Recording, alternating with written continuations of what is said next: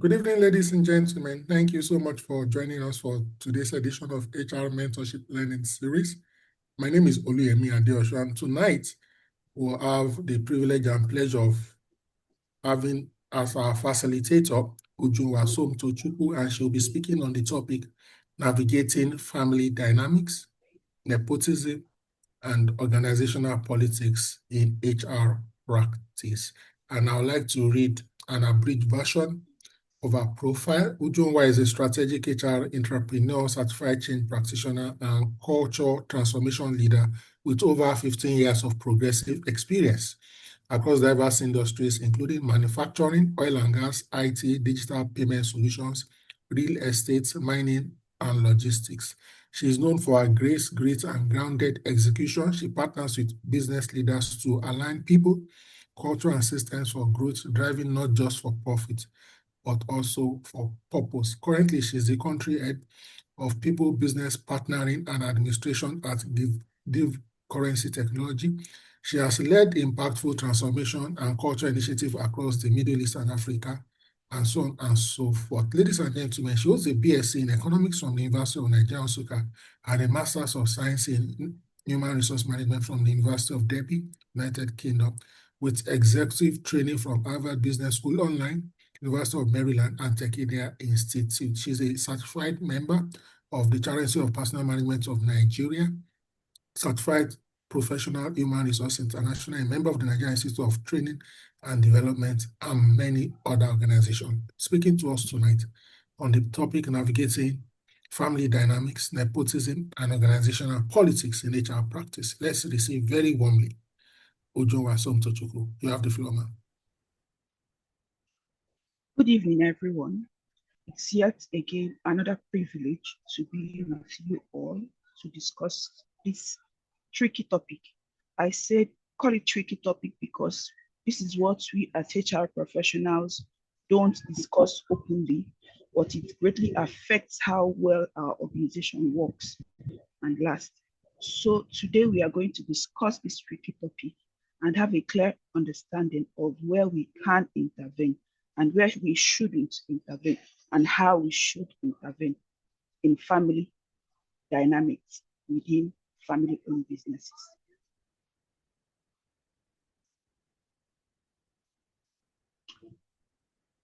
Before the end of this session, I'd want us to go home or have an understanding of 6 core areas. The first would be to differentiate between healthy work family involvement and destructive nepotism. The second would be to recognize and map all those powers that are not on our organogram. The third one would be to differentiate between what we call ownership succession and management succession, and then identify both the psychological and organizational risk that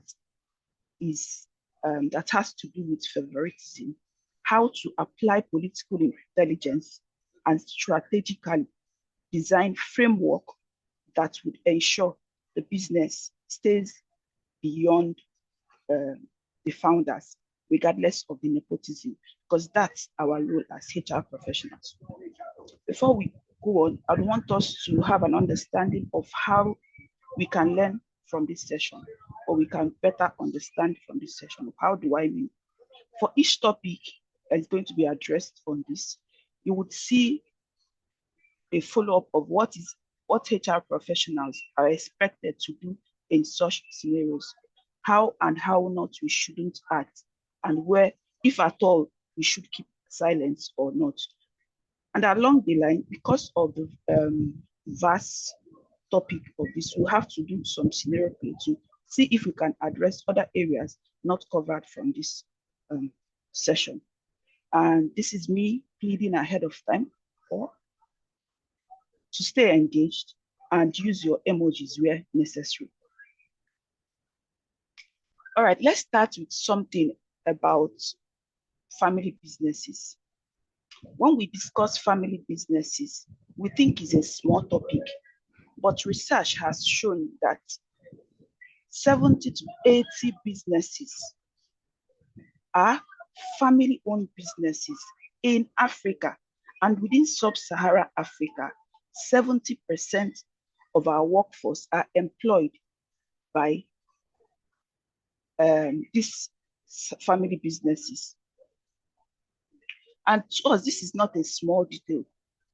It's a huge one, because every large number, there is a data to show for it. And you know the interesting thing, or maybe the annoying thing to me, is that only 30% of these family businesses succeeds the second generation. Like funnel, it triggers down to 3% surviving the third, 12% surviving the third generation, and then only 3% gets to fourth generation. What does that tell us? It shows us that family businesses decisions are often crowded with emotions, which takes over how problems are handled, how successions are managed, and how decisions are made. Therefore, it's our role as HR professionals not to just do paperwork, but to provide framework and be the gap, stand in the gap to ensure that this funnel, these trends we are seeing no longer exist. How do we do that? Let's start with what I call gray areas of HR practice. That is the mixture of work and personal life, where company rules actually clashes with personal and relationship. In so many places, it leads to frustration. Now, with your show of emojis, I want to ask you a few questions. For those of us that are not working in government-owned agencies, we are talking of business, family-owned businesses. Has there been any moment where you've written fantastic rules, policies that your organization are supposed to adhere to, only for you to see people quietly ignoring it? Let me see your emojis. All right. And then the second one will be, have you ever worried about an underperforming employee who you know is not performing, but somehow politics, someone in influence is protecting the person? And you know the person's work behavior or work ethics is affecting every other team member. We are in it together. Let's keep bringing on the emojis if it affects you. And thirdly, have you watched engaged performers, people that are highly talented, that has the potential to take business, drain, and get over themselves or stop caring because they notice that favoritism is in the system?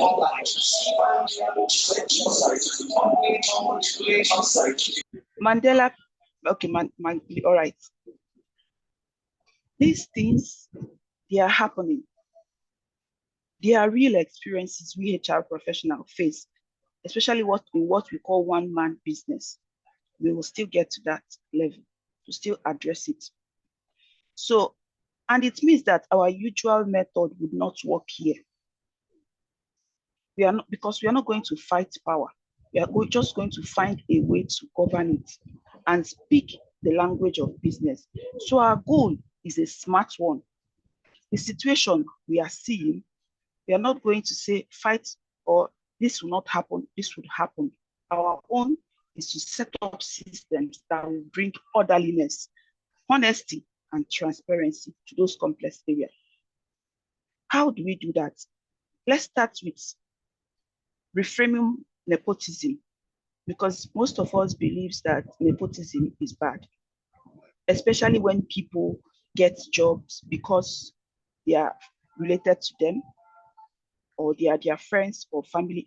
But the truth here is that even we as HR professionals, you know that it's more complex than it seems, it appears. So the difference here is access. It's okay if we give the person access during interviews, the family member or relative access during interview to come and prove themselves, to show their worth, so long as it aligns with business needs.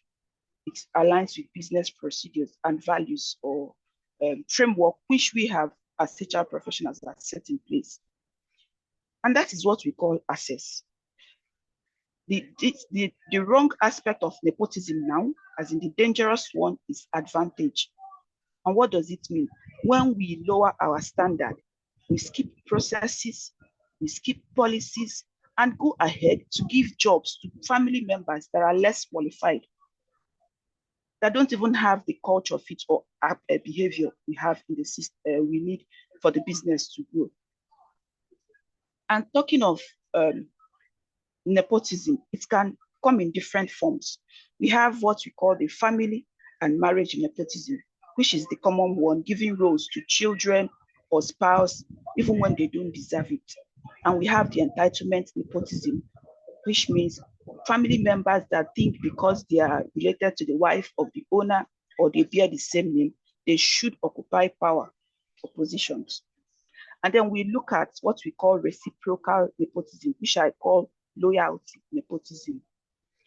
This one is a bit tricky. It's not that bad because the person is working based on what we call assurance, right? He's assured and he's giving loyalty. But the problem now comes, the risk now comes when the loyalty is working for stops the company from seeing the performance problems and creates an unfair playing ground. Like I said, listen to what HR has to do. Now, what are we expected to do? We don't fight them. We have to protect the standard. We stick to access and avoid advantage. Instead of bluntly saying, sir, we cannot hire your Nizo. He's not performing. It's unfair.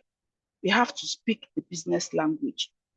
Remove every form of emotion and let it come from the angle of business for the sake and prosperity of the business.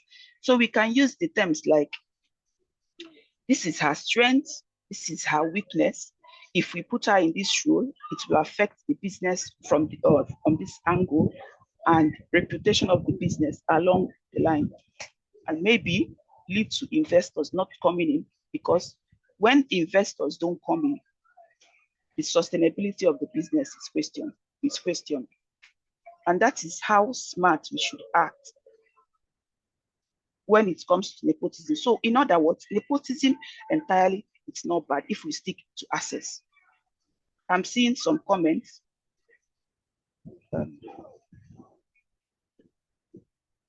I'm seeing some chat. Let me try reading them. Okay, my current predicament. My sister, brother, we are in it together.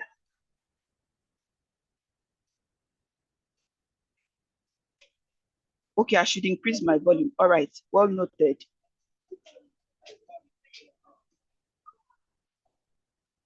Let's speak to the psychological contracts that we as HR professionals need to be mindful of. Beyond the official rules, beyond the job description, beyond the policies, beyond what is written on the paper, there are unspoken expectations about fairness, respect, and trust from employers to the employees. And this is what we call psychological contract, according to Rosie Dennis.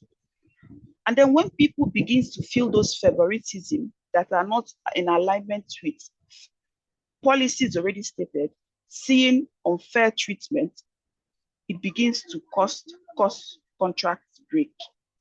That's psychological breach of psychological contract. But the harm is not immediate. You can't see it fully. It comes in small, subtle, sneaky, but very damaging. And then you begin to see people being rude, tension amongst employees because they feel they are not being noticed, or some set of people are being recognized. You see clear effort on their drop of effort, their drop of contribution, what we call quiet quitting You know why? Because they will ask themselves, what is the essence of doing my best when it's not valued? And then trust starts to disappear.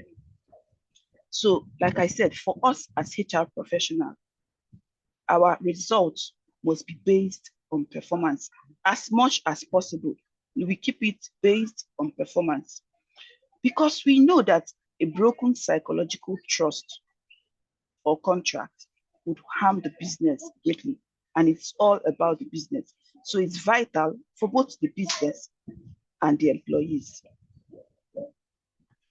There is what I call shadow brand. I mentioned it earlier, trying to map those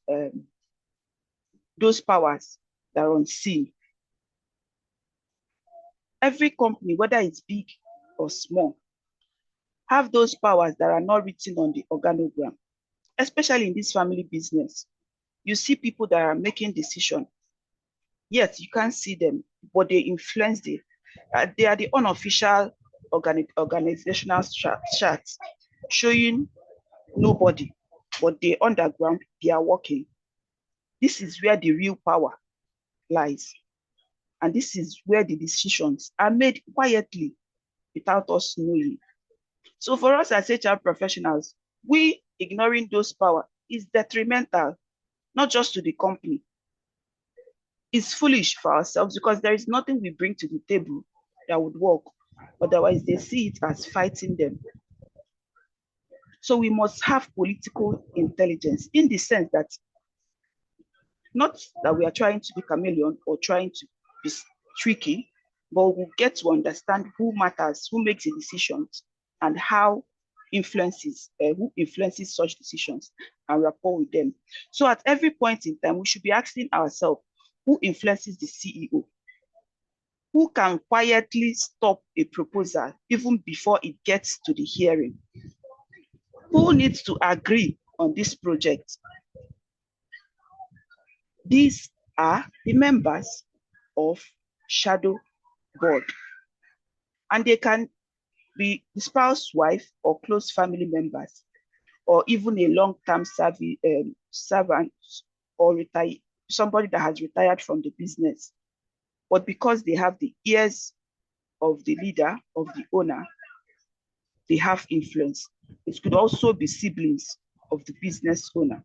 So we as HR professionals should learn those power maps, not just the rule book, not just carrying our policies up on our head, because how effective we are and our ability to work depends on those shadow boards and how those unofficial leaders or organogram, how we rapport with those unofficial organogram. Let's look at what we call founders syndrome. It's a common problem, especially in family businesses and companies with strong, long-term family founders. And what does it mean? It means that those things, those values, those connections, those network, those mindsets that the founders used to start the organization can no longer take the business to the next stage. It can no longer grow the business and it's losing its hold. But the founders still wants to have control. Why? Because they believe nobody can do it better than them. And you see those symptoms, the way they manage delegation, avoid succession planning, and how they treat everything with every sense of urgency because there is no planning, nobody to plan. They build a system to revolve around them. And the annoying part is those founders building around themselves what I call OS member, people that maybe their old school friends or their old whatever, that they believe they have their interest, whatever the person says, whether the person knows the business or not, he accepts. These are the symptoms of those of where founders syndrome exists. And we cannot confront them. Like I said, we confronting them means we are fighting the business. So what do? We have to talk about the company's future. We have to make it in such a way that as HR professionals, that we are not fighting the leaders, or we are not trying to bruise the egos of the leaders or the founders, but we are saying that if we don't have control, if we don't have successor, if we don't have documentation, this and this would happen. And what are we trying to do? We are trying to sell the aim, the goal of the business owner back to him, because he wants the business to grow beyond him. So we are going to sell it to him in such a way that if we don't provide someone that will succeed you, which means the business would go, and we won't see investors to come and invest. All those language continuity and the likes. That is what we are expected to do as HR professionals. And that action alone changes the talk from something personal issues to important business needs, because we are now speaking the language of the founder. Then we go to what I call succession management and ownership. What is the difference? One of the most important lessons for us as HR professionals is to have a clear understanding of the difference between ownership and management. We don't get it mixed up, because it helps us to actually understand who are those shadow boards. So when we speak of ownership succession, we are speaking to those who owns company assets. We are talking about shares, people that will own the business on the wheel, the money and the financial future of the business. And when we talk about management succession, we are strictly looking at leadership, those people that will run the day-to-day operations and the strategy of the business. And one of the research actually shows that when you reach out to a founder, he will tell you, yes, I have a successor. But when you reach out to people, so 74% of people that are the founders will always say, yes, I have communicated plan, because they have will or something somewhere. And the people knows. However, the people they claim to know, who say they are not aware, 78% of them are not aware of this. But this is a very tricky one. Unlike some tradition that you have crown prince, of course we'll discuss it. The question would be, is it right that the owner or the founder reveal those who would succeed him or her? How are we as HR professionals supposed to communicate this in such a way that it will not breed envy and jealousy within the team? And to be sincere, at times it's beyond our control, because we don't know what is happening in the owner's family, which makes it a bit tricky. Are we communicating it, or should we not communicate it?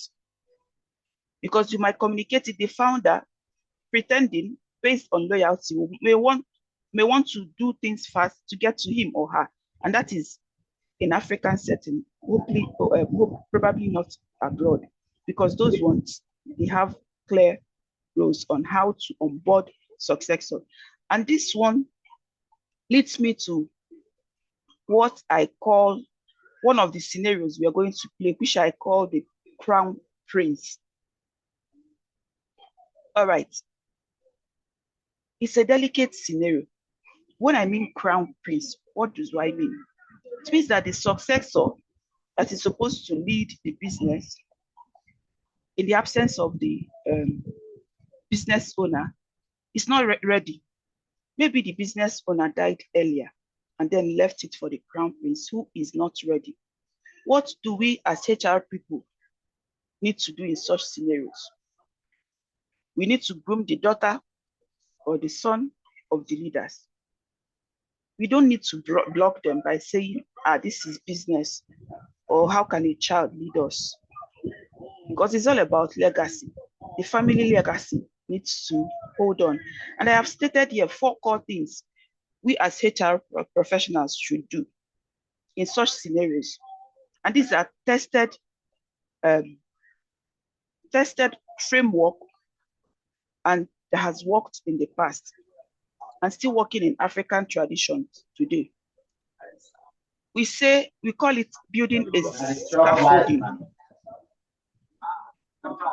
What do I mean? We need to hire. Oil and gas. Someone is talking at the background. Please mute yourself.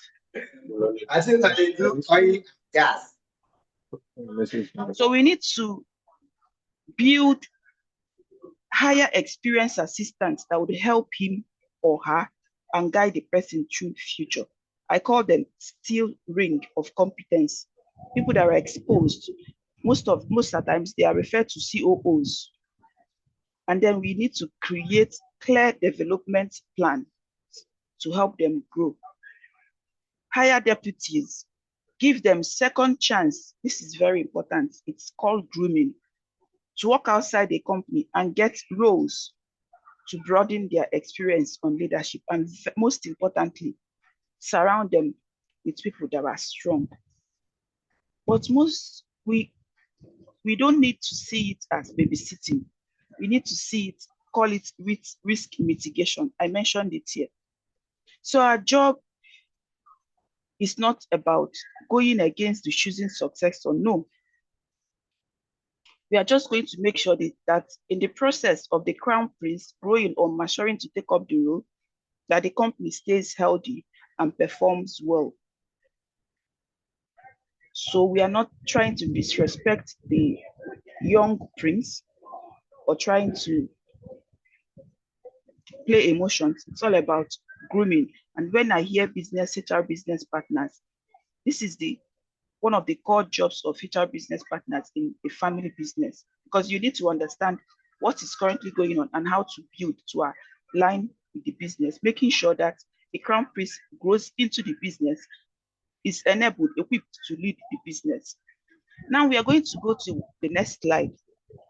I'm going to play a scenario and have you drop on the chat box what you think should happen. And these experiences are three of my experience, two of my experience, and one of a friend of mine, because I have worked in family businesses, 2 or 3 of them before where I'm currently working.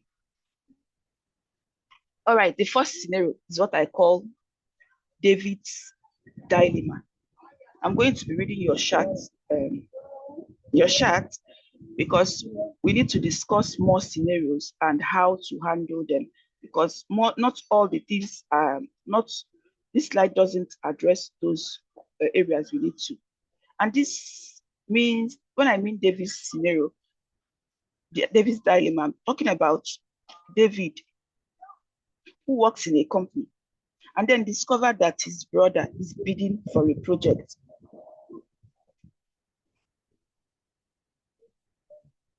It has nothing to do with leadership.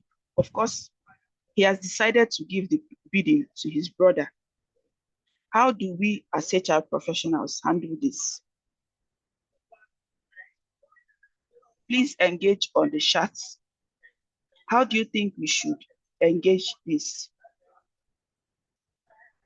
Address this incident. Are we there?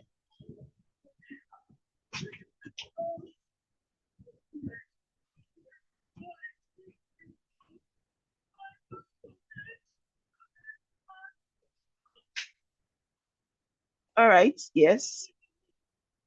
So what do you think we should do? In a scenario where you are the David, and you discovered that David, your brother, is bidding for a huge company's contract. How do you manage it? Remember, it's all about building structures. We are not fighting them. We are just building structures to transit equity. That's our role as HR business partners in family-owned business. So what do you think we should do?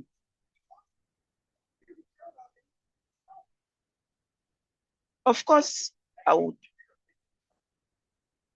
check if he has the requirements.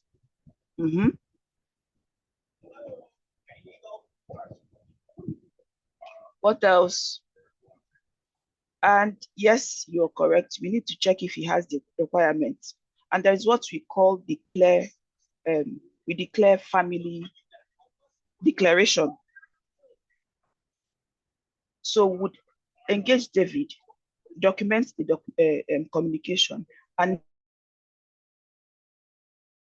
make the family relationship to the select committee to ensure that he rescues himself and make sure that the bidding he meets the requirements, because already he has provided the requirement to his brother, but to ensure transparency, equity.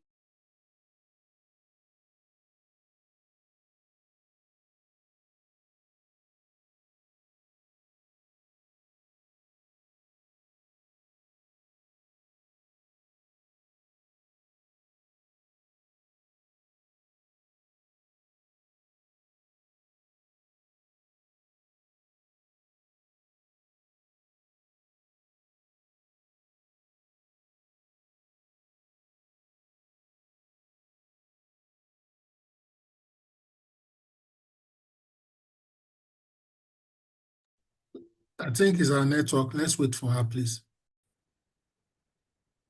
So while we wait for her, let me just share one or two experience I've had in family businesses. Okay, one particular one that I will never forget. I was in an interview. I was the HR in an interview. I wasn't a candidate. And we were interviewing a particular candidate, and the candidate asked, she said, "Oh, please, I would like to know, do you do trainings for staff here?" And the more senior person, who is also a member of the family I was working with, responded very quickly and swiftly, said, "Yes, we are very big on training here. In fact, somebody just came from UK 2 weeks ago on a 2 weeks training. Then another person did a senior management program at a business school, and we sent someone to Europe earlier in the year for training." Guess what? These three scenarios were completely correct. What she did not tell the candidates was that all the three people were family members. And during my stay there, of course, non-family members went on training, but no non-family member went on those caliber of trainings, either foreign trainings or extensive trainings like that. These are some of the scenarios that play out in a family business. So you see, they have data, but who are the beneficiaries? I quickly came to a conclusion that if you were single and you joined the organization, if you could marry one of the nephews or cousins, you may be able to enrich your career path or fast track it. So you have the floor. I was just sharing a gist while you were away. I'm a family Oh, member. Yeah, welcome. apologies. The network kicked me out. I'm sorry. I overheard you discussing the clear relationship ahead of time. So let's talk about the second one. The CEO wants to hire an unqualified cousin. And this time, he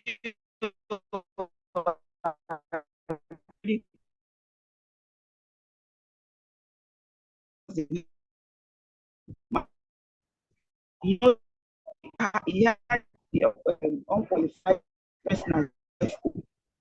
If you talk bad, he has fired. He fired.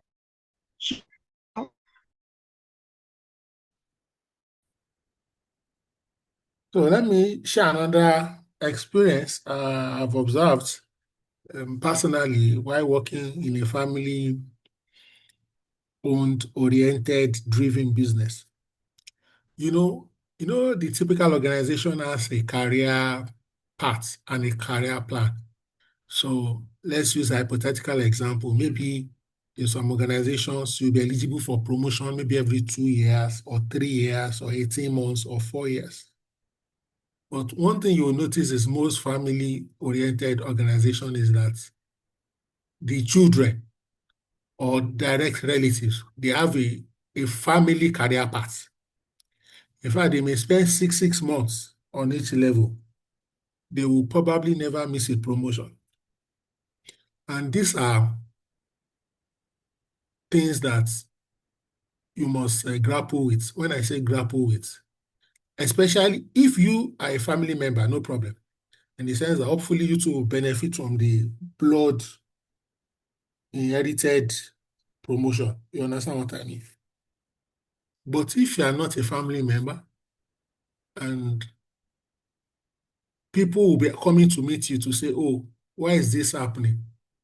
And it may not be professional for you to say, oh, the reason this person is getting accelerated promotion is because he's a niece or nephew or as the case may be. But these are realities. I remember I used to work somewhere again, was a senior manager human resource, and there was another senior manager human resource. But this person's depth and of knowledge and experience was probably like 50% my own, and we were on the same salary. But when real issues emerge, she will run to me for guidance. And occasionally, my mom tempted to say, you're a senior manager, I'm a senior manager. Use your senior managerial capacities to solve this problem now. You can't be collecting this money and the only thing you can do is spend it. And you can't really demonstrate that you earn it. I've worked in places where in the past, I realized that because in one particular instance, because it's a family business, when I'm doing induction and onboarding for people, I know what I'm saying. I may not be very, what's the word?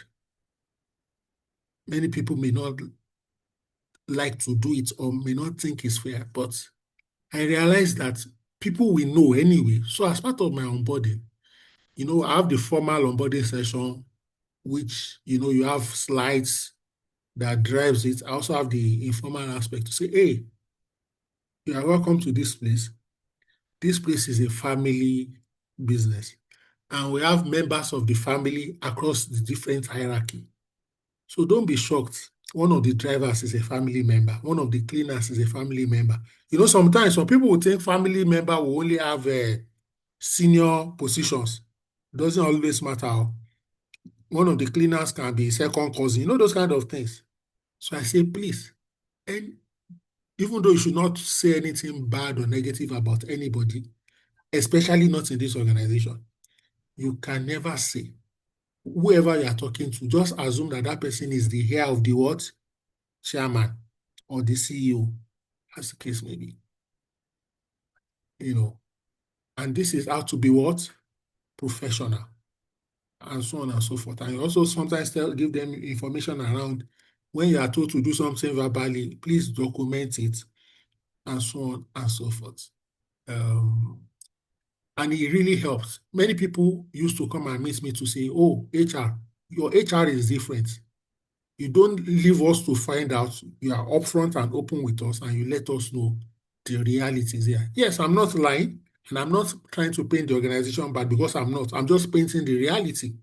These are some of the things that if you don't share some of this information and new employees begin to discover, it can they may not find it funny. You understand what I mean? Which means because it's a shock and a surprise to them, it may set them back and it may lead to attrition. It may lead to attrition. All right. So how you manage information in family-owned businesses matter, so that when they are taking decisions on merit is clear, and when they are taking it on familiarity level, it's also clear. It's also clear. I think Somto is back now. My sister, today is family day. So as your brother, I just continued on your behalf. You see that family matters. So you can continue your It conversation. matters. I don't know what I'll do with my network. Apologies. All right. We've dwelt on the scenario, but the last one would be the founder's spouse. The founder's spouse routinely overriding HR policies. If you've known me for a long time, you would know the reason behind me joining HR as a profession. Reduce that volume. I studied economics in school, and my project was impact of productivity on wages.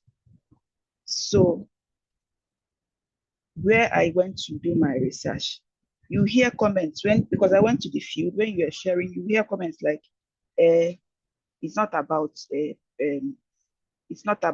your work self don't pay. It's not about how much they pay you, the way they treat people here. They talk to people anyhow. Madam will just be sacking people anyhow because they are not related to her. That was the comment.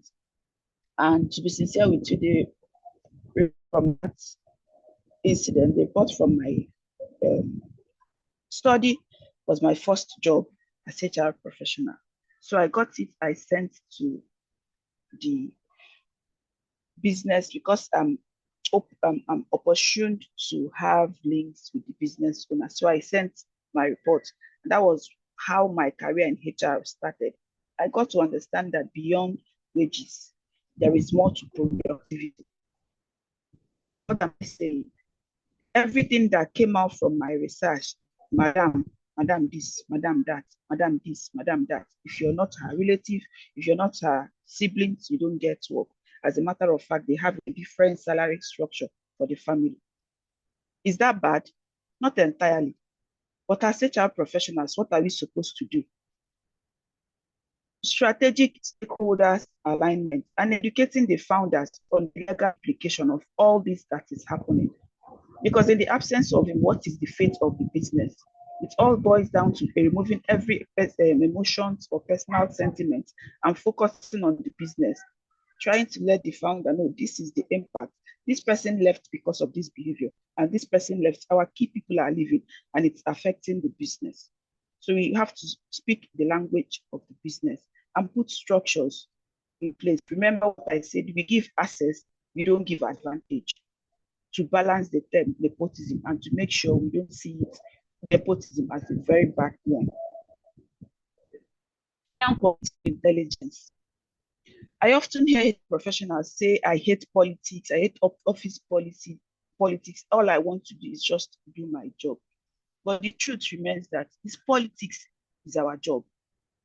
Politics is simply the act of getting things done in a complex human environment. And if you don't play to play us, there's a difference between dirty politics, which is gossip and sabotage, and there's a difference between good politics, constructive politics, which is about building coalitions, negotiating trades off. So let's flip the narrative, change ways of saying we cannot have a call against our company policy and hire him here. And say, let's hire him here because he will do well in this role. All right. So it means that we are playing the role of advisory and not policy. The next slide I'm going to share is our core jobs, our responsibility and duties as HR professionals, and which is HR governance systems as defense. Given the complex issues we've talked about, it's only fair that we build a stance that would act as protection and not defense. So the first would be to have a clear route to ensure there is no conflict of interest in any form. Mandatory disclosure. Are they related to you? Say it. Is the buyer vendor related to you? Say it. Have anti-nepotism policy. Train leaders, train them, get them to understand the impact of whatever it is happening in the business on them. And let's build that trust that shows them that you have the interest of the business at hand and it has nothing to do with personality or emotions. Put the structural safeguard, panels of interview, recorded section, recorded scoring, independent reviewers. And those independent reviewers, remember when I talked about the shadow board, you have to have a coalition within the shadow board. One of those people that he hears that can come in as independent reviewers that is not on the organogram. Have external auditors sitting, have document it so it will stand as a backup. Let there be data, let there be structure, and then board oversight. I've always had this. I used to have one of the that would say, "How would you? My children are not interested in my business." I'll be like, "Ma, the option now is to make it PLC, and before you do that, you have to have compliance and structures. And by making it PLC, you're bringing board to oversee. It's no longer your decision. And those board members, people you respect, and when you dishonor them, you know you're in for it. Have them sit on the board to oversee and ensure that as much as possible, reduce the influence of the family or nepotism on the business.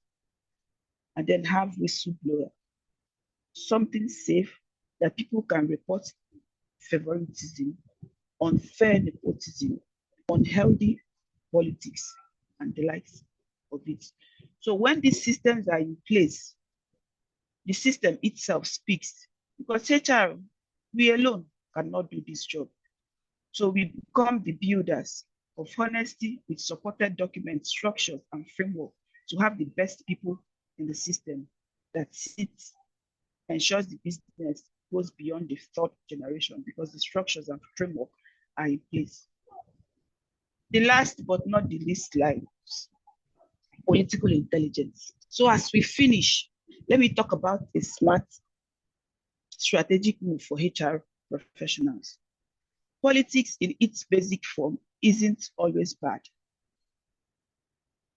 It's simply how influence is used. So the difference between the bad politics and the good politics is building relationship, working together smartly, using those influence we have to make ethical decisions and not abusing power. So our language as HR professionals needs to move from you're violating the policy, it's not in line with company policy, to business reputation, risk mitigation. And then what we call dirty politics, we have to change our perspectives and mindset and move to strategic alignment. I will always say it's not about deceiving them. It's not about acting as a chameleon. It's about fairness. This is where I am. You know me for this, and you use your ethical and integrity to build those strategic alignments. Because family influence will always be there. Company or politics will always be there. The question is not if we as HR professionals are facing it or how do we control it. It's how do we protect the legacy where we are. Because if 80% of our businesses in Africa are family-owned businesses, we need to develop those skills. Architectures, nature stabilizes the business and protects legacy, ensuring our family business moves to the next generation. Thank you, everyone, for listening. I'm open to questions and interaction. All right. Once again, I apologize for the network.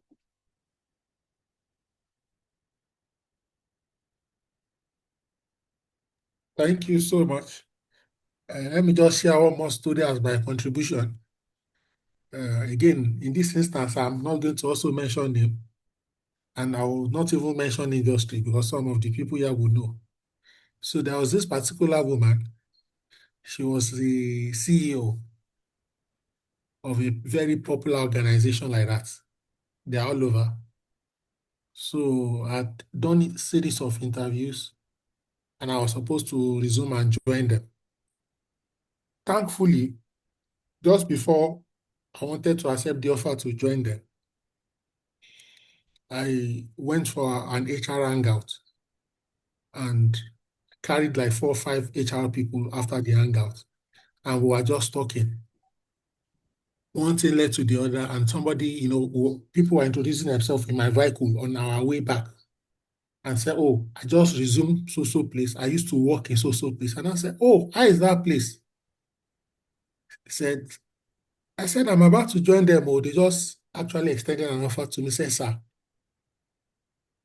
do you know that that woman fired her husband?" I'll say that again. The CEO, that is a woman, she sacked her husband. No, she didn't sack her husband as husband, though. The man is still her husband till we speak. Oh. He fired the husband as a staff, and the husband left a multinational to join her. So again, you see that some family businesses, they can be fair. So don't think that a family business every time is all about promotion and salary increments. Just to give you that other side of it. Of course, I didn't take the job. If husband can lose job, who I can't be? Esther Udo, you have the floor. Your hands are up. Esther, I want to say something before we go back to Santo to react to that my real life experience. Okay. That's why sometimes I don't like virtual hand. If it's real hand now, hand will be paining Esther. Let me help Pasha to lower her hand. So, Chuku, you want to say something, man? So the truth remains that family businesses and family politics, but we need the wisdom and the change of mindset. Because you hear people say, I no longer want to, I'm not interested in one-man business. Of course, I have worked in one-man business. I have shed tears, but towards the end, I saw improvement. You need to build trust with the business leader. And that's at every point in time. Remove emotions. Speak it in their favor. Ma, sir, if anything happens to you, what do you want me to? Where do you want me to go? I don't have any other job. So if you don't protect yourself, I will protect you. We need to have this and have that in place. So that's just the bone of contention.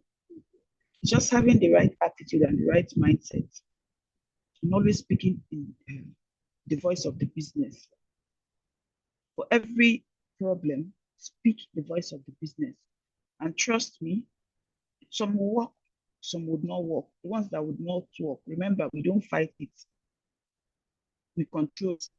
The ones we cannot control, we manage. That's it from my end. Thank you, Prof. So I remember one more story that I want to share. Don't mind me today, I'm sharing stories. Real life story. And I will share this story to help 1 or 2 people. You see, some family business look like family business. Let me say that again. Some family business, immediately you hear the name of the company or they tell you, you know that, oh, this is a family business. There are also family business that don't look like it. Exactly. I've worked in a PLC that is a family business.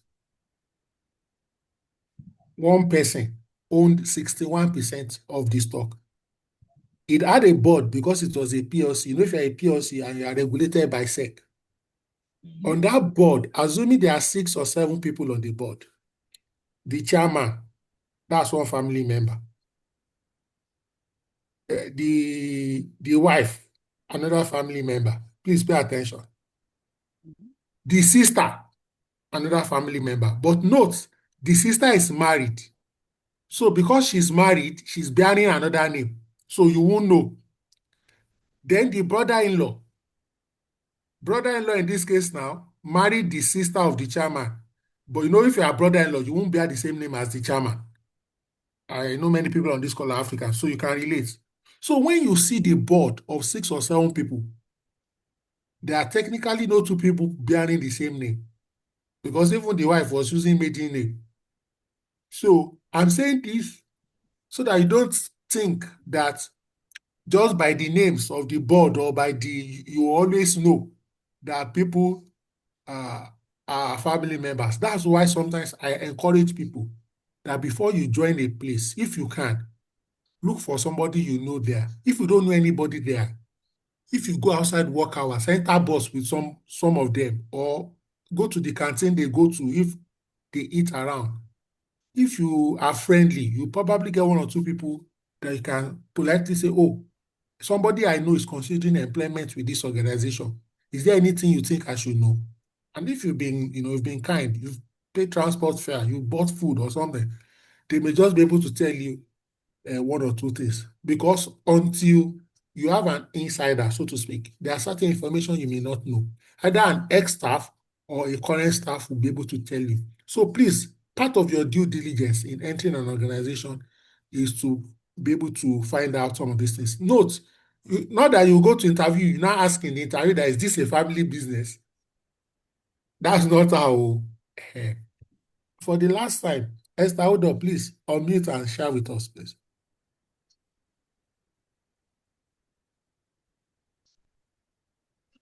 Yes, sir. Good evening, sir. Good evening, ma'am. Thank you so much for the lesson share. Okay, I want to ask a question from the third scenario you made earlier. So I once worked in a company where, who is a Chinese company, where I was the HR there, the senior HR, and then the people keep bringing up some rules that I knew by heart that they were against the labor law, and I tried to talk to them about it. They were so adamant, and key workers, key talents were leaving, and I presented the issue to them that these people who have not really known them much, but for the past 2 months I've worked with them are the key players. They are people who can um, communicate with their team and get job done to meet up the target. And the Chinese were like, so what do we employ you for? If they are going, let them go. Get new people who would understand the job and put them on seat. So in scenarios like that, what will you do? My second scenario is in my recent, no, my last company. So I stood in as the leading HR because we were trying to get head of HR. And the CEO made some decisions, and I tried to talk him out of it. And he says, who made you the leader? You don't have HR.